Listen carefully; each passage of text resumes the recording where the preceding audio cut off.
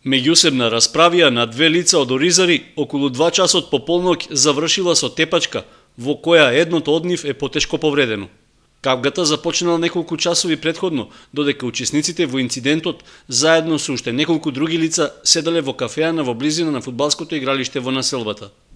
Откако завршило работното време на објектот, лицата излегне надвор и ја продолжиле расправијата со меѓусебни навреди, закани и туркања.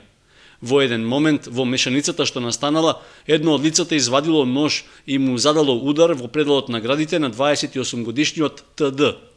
Дел од лицата во групата што биле во близина притрчале да му помогнат и веднаш побарале лекарска помош.